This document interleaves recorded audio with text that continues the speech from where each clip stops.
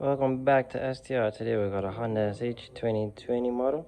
You can show how to turn the oil change light off, and you can show how to turn the ball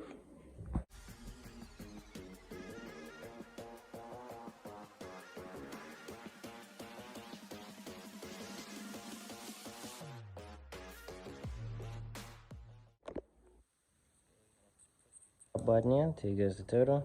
Push both buttons in. Then you push your bottom button down. And go across where you can adjust the lighting on your dash. That's how you change the kilometers to miles an hour. You can press the top button, reset. Then you go to the toolbar, hold the top button down, reset.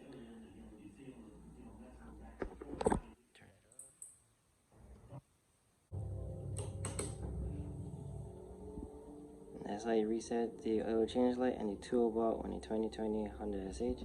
Make sure the one you are doing has the info and the info B, not the mode button in the middle. That one's a bit different to reset the toolbar and the oil change light. Thanks, like, subscribe for more.